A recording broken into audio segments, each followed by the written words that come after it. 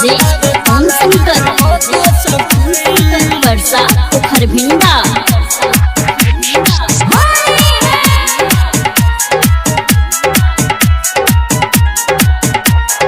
होली कहे लागल भाभी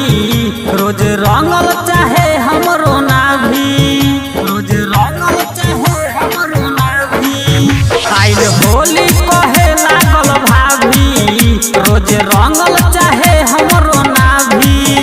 हमके पाजा में धरेला ही को भर मजा लेला हमके पाजा में धरेला ही को भर मजा लेला हाथ डाले बीचवो में सखी गलले बारंग पिछवो से सखी लागतावे पाला नीचवो के सखी गलले बारंग पिछवो से सखी लागतावे पाला नीचवो के सखी डीजे ओम शंकर वर्षा खरभिंडा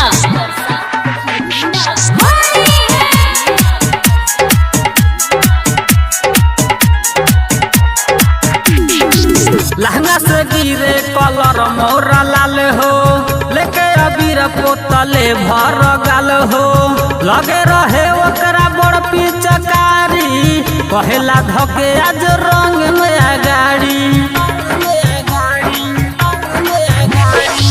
लहंगा से गिरे कलर मोरा लाल हो लेके अबीर पोतले भर गाल हो लगे रहे ओकरा बड़ पिचकारी कहेला धके आज रंग में गाड़ी हमके भुइया सुता के हाथ भीतरी लगा के हमके भुइया सुता के हाथ भीतरी लगा के तुर देले पिटवो के सखी गलले बारंग पिछवो से सखी लागतावे पाला नीचवो के सखी गलले बारंग पिछवो से सखी लागतावे पाला नीचवो के सखी डीजे ओम शंकर वर्षा खरभिंडा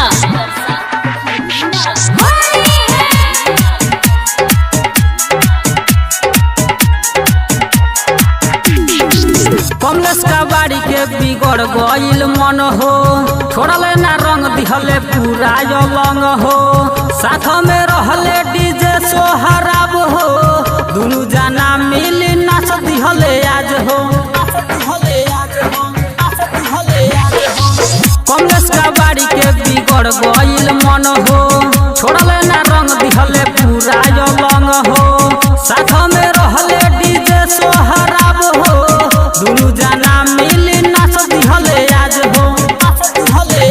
मन भइल हमर बाउर कहे डाले दो नयाउर मन भइल हमर बाउर कहे डाले दो नयाउर लेके आइल मितवो के सखी गलले बारंग पिछवो से सखी लागतावे पाला नीचवो के सखी गलले बारंग पिछवो से सखी लागतावे पाला नीचवो के सखी आइल होली कहे लागल भाभी रोज रंगल चाहे हमरो नाभी हमके पाजा में धरेला ही को भर मजा लेला हमके पाजा में धरेला ही को भर मजा लेला हाथ डाले बीचवो में सखी गलले बारंग पिछवो से सखी लागतावे पाला नीचवो के